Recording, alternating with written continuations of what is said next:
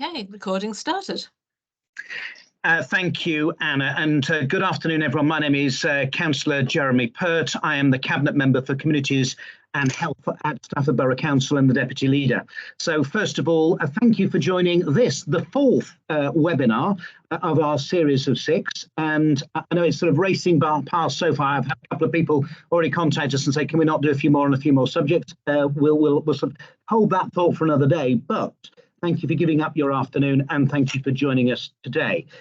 So the whole purpose of today's or the series of webinars is so that we can give people some background knowledge to have conversations and feel comfortable in signposting people to the right support available within the borough, and to have those valuable conversations with a bit of knowledge. So we've talked with Beat the Cold earlier in the series. We've talked with the Fire and Rescue Service, and they gave us some really insightful top tips into some of the things that they're seeing and working on, including sort of some of their home visits and their falls service, which was really quite interesting. So today's webinar is being led by Charlotte Woodcock, who works for Midlands Partnership Foundation Trust, which is the not just the mental health provider in Staffordshire and the West Midlands, Shropshire and places, but also runs a number of community-based services, and this is one of them. Now, the Staying Well service is the service that Charlotte runs. She'll talk a bit more about that, but really interesting. It's as much about prevention and trying to keep people safe and well as long as possible as we all inevitably age. But interestingly, the first thing that Charlotte's going to do is define a term that I often hear, which is about social prescribers. And sometimes it sounds like a big buzzy word, but she's going to explain what that really means and where that's going to go to first, and then she'll go into a bit about Safe Well service. The final webinars, which are next week, will cover some advice from citizens, advice relating to budgeting and general advice and signposting. And then we've got a session with Chris Butcher from Housing Standards, who's going to talk about the really important issue about mould and damp, and recognising the importance and the impact on people's health. And actually, in reality, it's quite easy to ignore. It's quite easy to ignore issues about mould and damp, and actually there are some easy things that we can all do to help. I shouldn't go and pass over to Charlotte without mentioning the partnership that we've all formed. I think we all recognised back in the summer last year the cost of living crisis and the likely impact on people on our communities. And a number of us started talking about what we could proactively and positively do, which was the embryonic forming of these warm spaces. And we couldn't, no one partner could have put these together on their own. Actually, I don't think any of us could have put them together without all the partners around the table. So Midlands Partnership Foundation Trust is a core partner to us, as is the Community Foundation for Staffordshire, and obviously the people running the warm spaces, which provide not just a warm space, but a warm welcome and warm food and a warm drink. So thank you for that. So the series of webinars is aimed at trying to give people some background knowledge and insight, so that they can have worthwhile conversations at any stage with the people they come across from not just within our community, but also within the warm spaces. And it's not designed to make people experts. So there isn't, because I wouldn't understand them anyway, and there isn't any long, difficult words, but we're not trying to turn people into experts. What we are trying to do is give people just that little bit of help and support to have some of those difficult conversations. So the format of this afternoon is very simple, which is I'm going to hand over to Charlotte, who will talk from the floor for 20 minutes or so, maybe half an hour. And she's going to talk about some of the help and support that's out there, some of the things that she's involved with, and then give some examples for people as we go, so that at the end you'll have a clear understanding as to the best way of accessing help and support. Now, equally, we will take questions for maybe up to a maximum of 15 minutes. So if people have got any questions, if they put them into the chat box, we'll take them from there, and we will test Charlotte in terms of the breadth and the reach and where we go to. So without further ado, I'm going to say settle back, grab your notepads and pens, and let me hand over to Charlotte. Thank you. Oh, no, thank you very much, Jeremy. And thank you so much for inviting me today. We really welcome these opportunities to talk to everybody in the community, and very much about working in partnership with different agencies and with communities. So I'm the operational lead, manager of the Staying Well service. I'm also a clinician by background, an occupational therapist, and I'm fortunate to be able to also do a bit of clinical work within the Staying Well service as well, which is great. So Staying Well, what's this all about then? So we are a service that works with older adults primarily, say 55 and over, which certainly 55 is not old, but we tend to see people more in their 70s and 80s, perhaps that are showing some signs of slowing up, and perhaps not finding things quite as easy as they once did. And the idea is that we're looking at the service as being more preventative. So there was the NHS long-term plan, which we're coming towards the end of, which was encouraging the NHS to be more proactive in its approach. I've been an occupational therapist for 23 years, and over that period of time, I've worked in teams where I've gone and seen someone at home, and I thought to myself, if only I was here 6 months ago, 12 months ago, I could have made I could have made some changes to the environment, or we could have done some chatting about their health conditions or situations, and perhaps we could have avoided this situation. But quite often statutory services, we hadn't been able to see people before that time, before a decline in health or a trauma or an accident. So they wouldn't really reach us.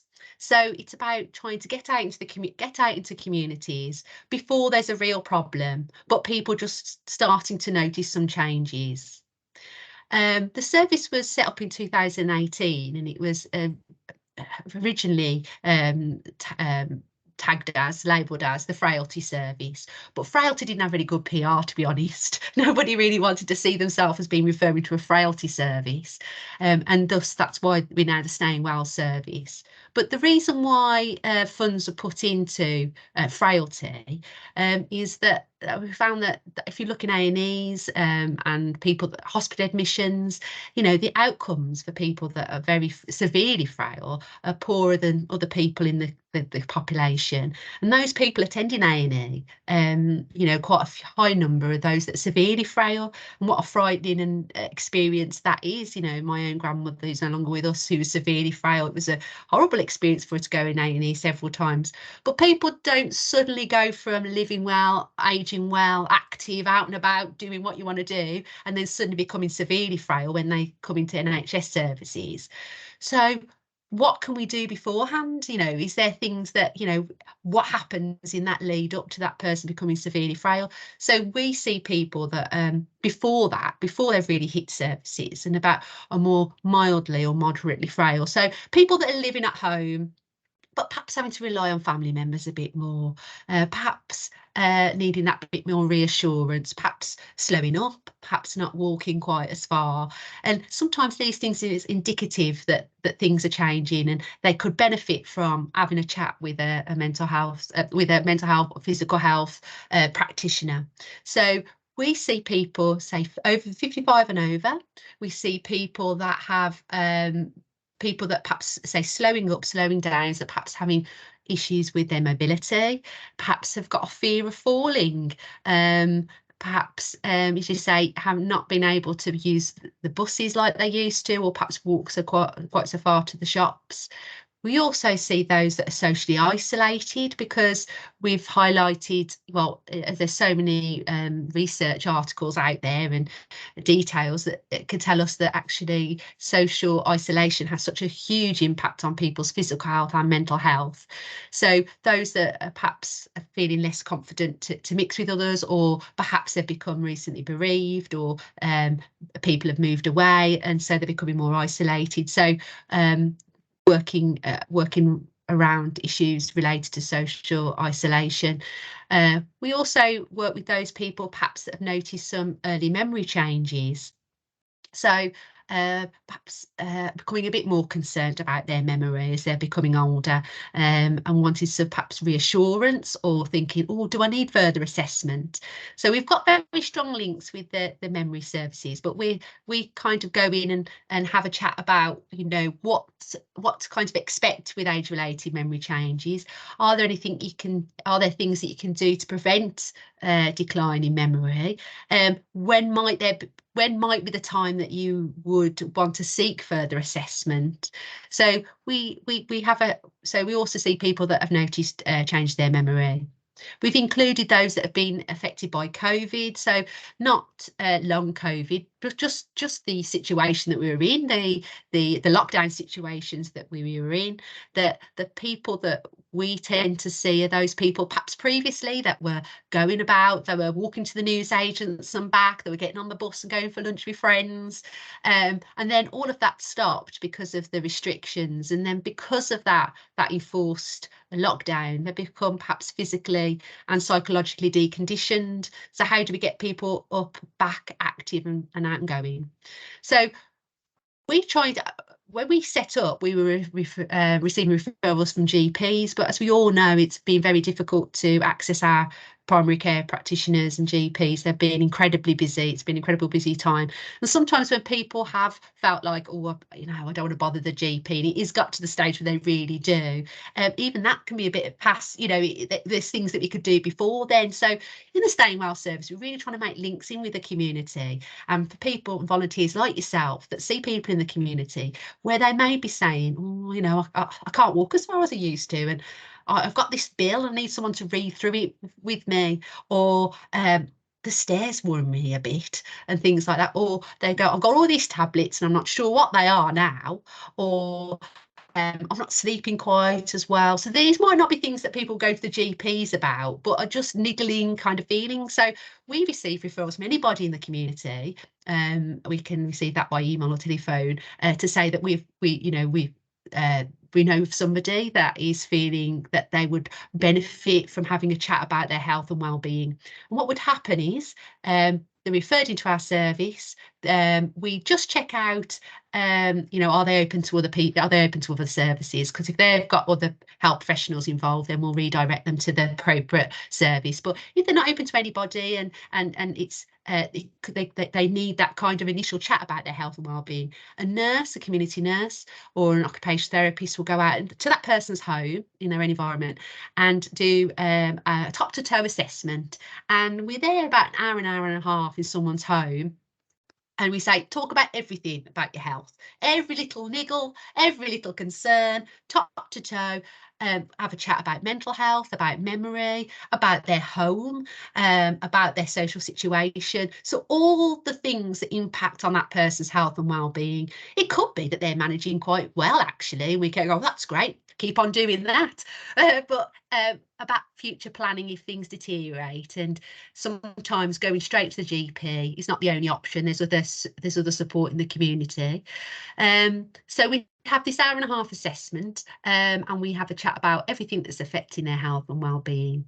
Our nurses do clinical obs checks, so it's an opportunity to have their blood pressure checked, and other observations while we're at home, clinical observations.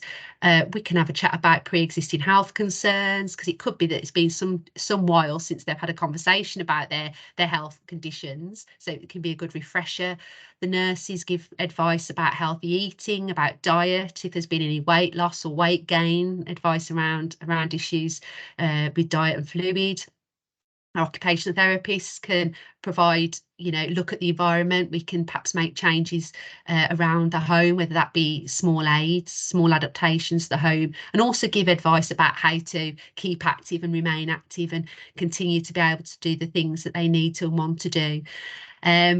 We then refer on within the team if there's issues with memory. We've also found quite a those with low level mental health needs as well. So perhaps becoming a bit more anxious, and perhaps issues with mood, but they're not to the extent perhaps where they go to their GP, and certainly wouldn't be for the secondary mental health services, but would just value some support about ways to manage their mental well-being.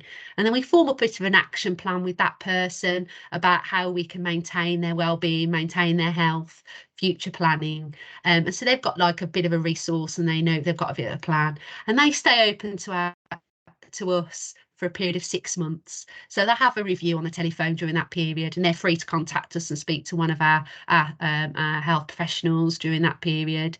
We do also offer, if we feel that they could do with a more comprehensive assessment, we invite people to one of our clinics, which are held in the community, and they can see all the professionals at once.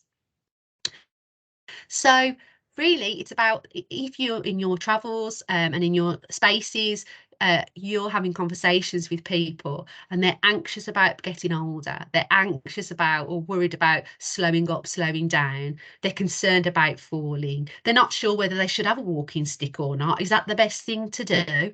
You know, they're worried that they forgot the appointment last week at the doctors. Should that be something to worry about?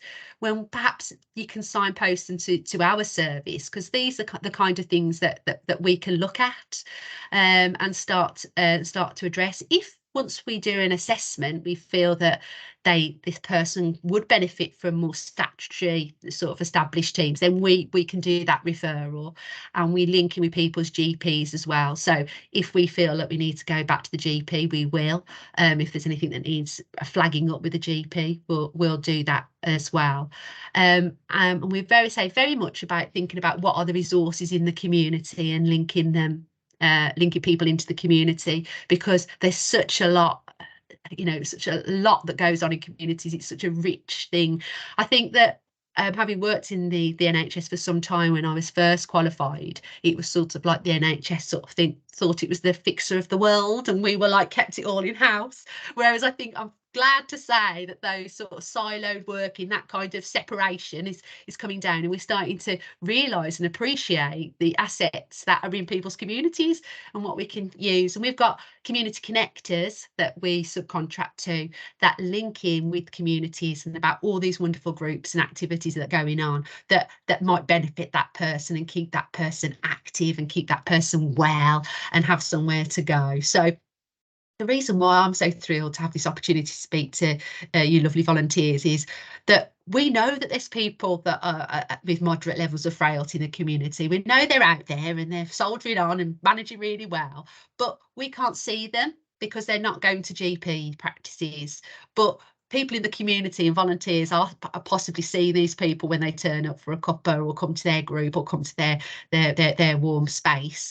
And it's about just reaching out there to reach out to communities. And I know some of the staff have been to the warmer spaces and have had a welcome and come and had a chat and sit down and had a cup of tea with some of you volunteers, and have also spoken to some of the people that have used the spaces as well. So I suppose what I'm saying is looking out for those more frail members of the community, for frailer members of the community that are getting on, that are kind of stoically perhaps getting on, but you think that they're perhaps mentioning these things that are becoming niggles, because as a service, as an NHS, we're realising that these small little niggles can soon become a bigger problem, and actually that's why we sort of, you know, some of that funding has been redirected into more preventative approaches. But we are very kind of open to making friends and making links. So we'll make sure that I'll find out from Anna who's the best to share information about our email and our telephone number. Please do not hesitate to pick up the phone and ring to us. If it's not us, that's fine. We would much rather have 10 phone calls and none of them are for us.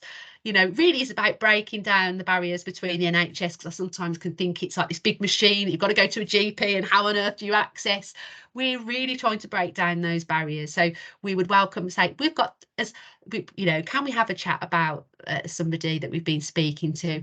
Obviously, if you're going to be sharing information about a person that you've met and you're working alongside, you do need to have consent to share that information with us.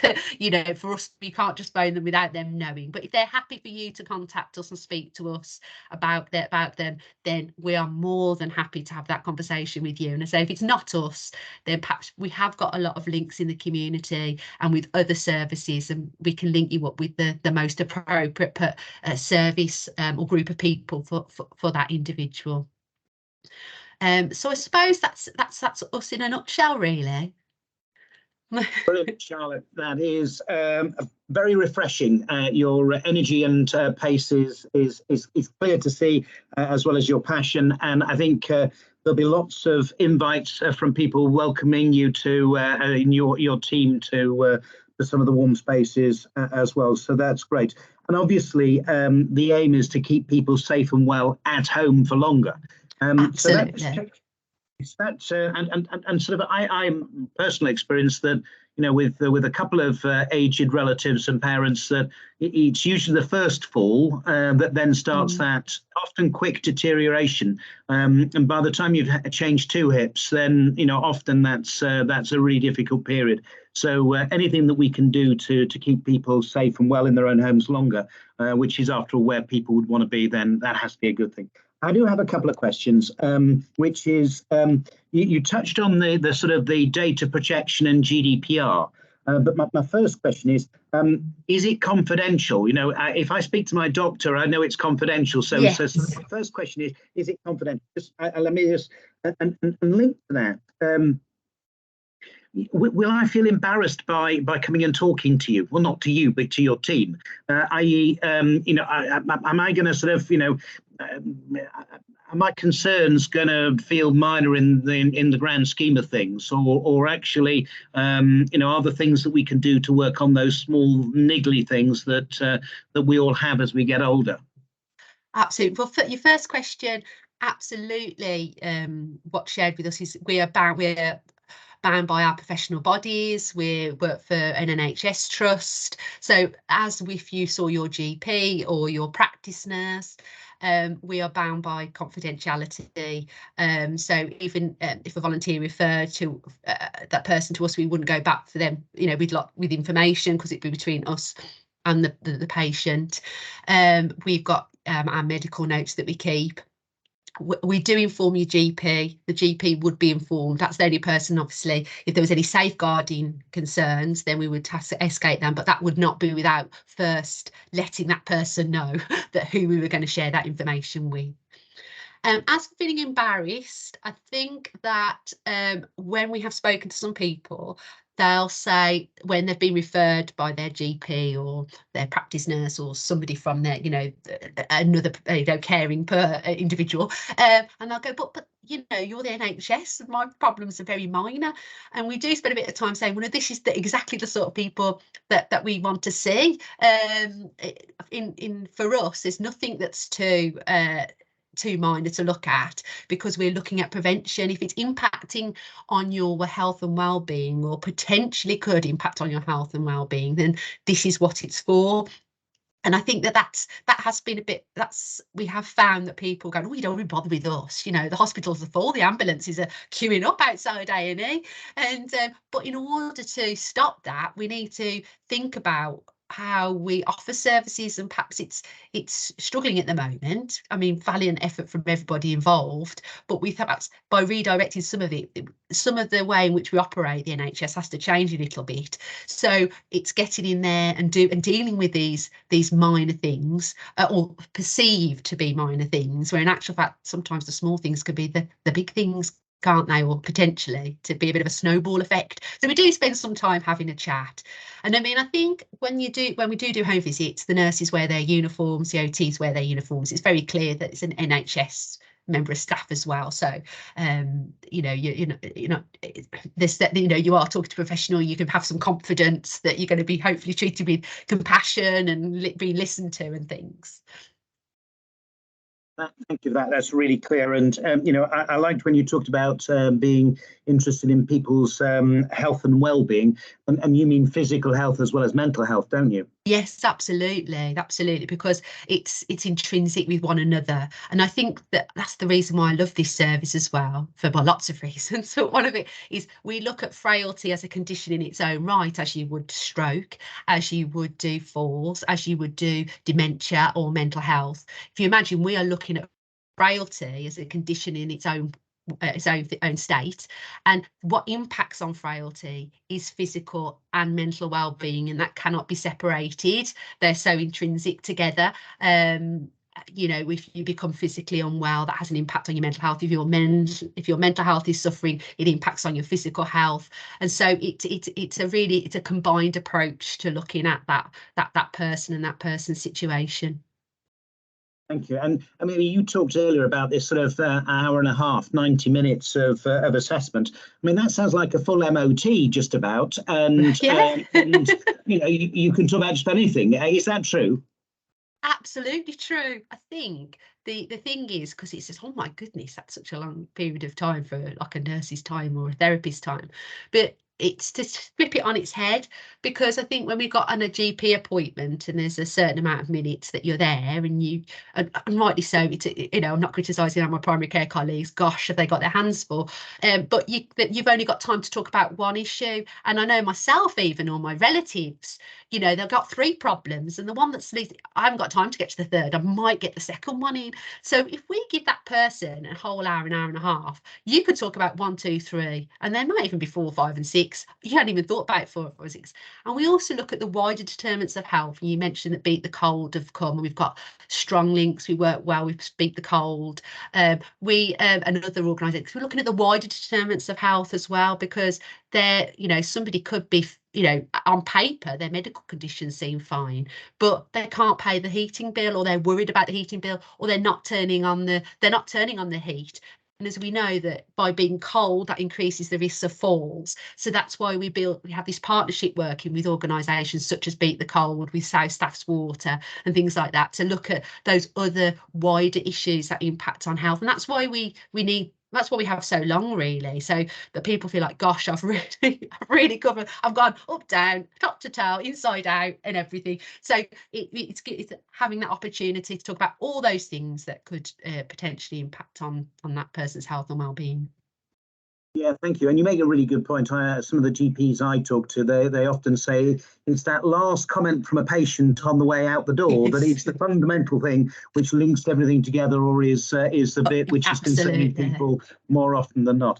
And you make a good point, which is the longer we can avoid the front door of the hospital, it extends our life. And we shouldn't just think about health as being the front door of the hospital, because there's lots and lots and lots of things we can all do to delay getting to that front door by weeks, months, and years. So I've got a question here, which is there someone, if there is someone under 55 but needs the service, can they be referred in?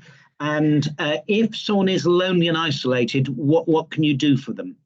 Right, okay. So 50, I suppose the main thing, rather than age, what for our service, it's around frailty. So we are not fixed with 55 and over. So if we have seen people that are slightly younger than that, the main thing is that person's got to have started slowing up and slowing down, it to be due to frailty, rather than, if it's younger than 55, that may suggest it's due to disability or other issues, in which case that wouldn't be our service, but we'd be able to perhaps signpost you and direct you to other services. But yeah, 55 is not set in stone, but it is it's the main thing is looking at, because you can have somebody that's 85 that's got no frailty at all, doing half marathons, they're not frail, thank you very much. But likewise, you can have younger people that have got frailty. So more than age, we kind of look at the frailty level. So to have an idea, someone that's moderately frail will be needing more help with their day-to-day activities. They'd still be living at home, but perhaps they'll have somebody coming to do their shopping. They'll perhaps have people doing their gardening. They'll perhaps have a daughter to come and sort of manage bills and things like that. Those people, so we don't see people that, not that you would see people, but we don't see people that in care homes, for example, or are needing hoisted, or have got hoisting, or have got very comprehensive care packages. So yeah, so the age thing is not set in stone. So again, I would encourage you to give us a call, and we may, if it's not us, then we could perhaps signpost you to a service that could help. With regards to what we can do regarding social isolation, so, well, actually, this feeds us back to Jeremy's first point about social prescribing, taking us into this, about what are social prescriptions. So we have community connectors, which are social prescribers. So it's about, if we highlight that the problem, if you were, is that they're socially isolated, the prescription, which is the social prescription, we'll be looking at what is there to help in the community. So our social prescribers have got links in with the different areas. I should say we work across South Staffordshire, so, and bits of East. So they will have strong links with what's going on from a community point of view. They'll also have details of perhaps befrienders, telephone befriending and things like this. Also looking at opportunities for volunteering. So, you know, I think there's one lady actually that was involved with our service that became a volunteer for a Warmer Spaces.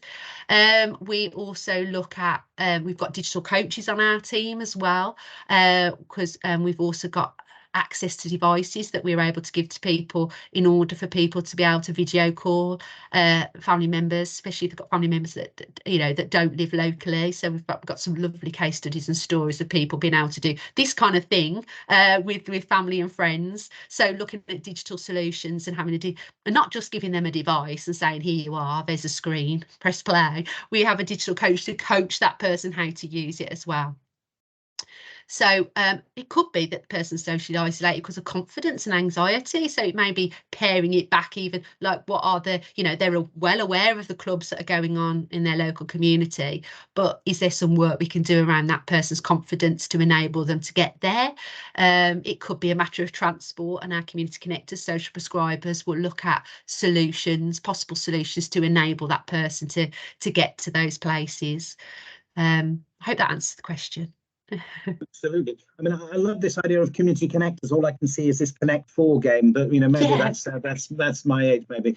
But I mean, just you mentioned that you've got these case studies, and if someone's interested in just seeing a bit more in terms of the practical realities of what either people do in community connectors or social prescribers, or alternatively are interested in volunteering, where do they find these sorts of bits of, you know, case studies and information? Absolutely. So certainly we've tried to, on our MPFT website, on our Staying Well site, we've got case studies on there, examples, and about how to contact us. So there are some examples online that you can do. And if you don't have access to online, I'm sure we could get you paper copies and send you copies. So about what happens. We've also got leaflets about what to expect from the service. We've also got podcasts that are linked on there as well about opportunities and case studies and what happens, what people can expect. So there's information out there on our website, but obviously, and we're also on the social medias, you know, like Twitter. So but you can, if we're always welcome to contact us also for some more information. I think what you're also saying is there's a whole lot of collateral out there, you know, and people can find that easily and in a whole variety of formats and digest that. Particularly, I like this idea about podcasts. That's really out there, isn't it? Albeit, I would have thought. No, I'm not going to make that comment. I'll leave that one for a different day. Just final one for the day, if I can, is. What advice have you got for those people who are socially isolated? You know, you're worried that someone who you used to see a lot of before COVID, or before the lockdowns, or maybe something they've had a change of circumstance. Maybe, you know, they've lost a long-standing partner or something. What advice would you give to anyone who wants to just reach out and check that someone's okay and try and get them engaged? You know, not engaged, but sort of just check that they're okay, because it may be that they're actually suffering in silence. So, have you got any advice, you know, for those people? You know, I want to go and check someone's okay. Have you got any advice as to what's the best way of doing that? Yeah, I suppose, yeah, 'cause I'm also involved in compassionate communities as well, and we were having a chat about this, about just not just as a health professional, but just as you know, a caring person that we all are, that we about reaching out to one another, and it's about noticing, isn't it? Sometimes I know myself, I'm just so busy all the time, jumping in the car, sorting out the children, going to work and everything, and it's that suddenly you think, oh, that neighbour, you know what I mean? So it can sometimes it can feel quite frightening, if intrusive, I should say, about just knocking on that person's door and saying, "Are you all right?" You know. So I think that what the things that advice we give, it's sort of things like for neighbourlies, you know, like, oh, I'll wheel your bin down. Do you want me to wheel your bin down? Oh, thank you. And that opens a conversation up. Or, you know, it's quite icy. I'm going out in the car now. I'm going to Tesco's. Is there anything? So rather than going, I'm concerned I've not seen you, perhaps how you can you know, those sort of conversation starters and openers, really, that don't feel threatening and don't feel intrusive, and that's you know, that's an you know, a bit of a trick. But I think that sometimes, yeah, by not saying something and then you're finding out, you feel, oh goodness, if only. Sometimes the fear holds us back, doesn't it? And I think that very few people would give you a short shift and say, well, how very dare you to be caring about me. You know, so but I think, I suppose I'd encourage people, it's about those little openers, really. And saying, you know, and if you've noticed, you know, if, for example, you notice somebody's struggling with their mobility, you don't want to say, you're slowing up, or you're slowing down. You know, sometimes, oh, this cold weather gets into my joints, it slows me right down, you know, and it's that about introducing those kind of conversations. You know, normally go, oh yes, this coldness gets right to my joints, and you know, I sometimes think I could do with another stick, and you've not, without, you know, sort of um thinking, you know, sort of coming in with a sort of a question where people could be quite defensive. So but yeah, little conversation starters, I'd say.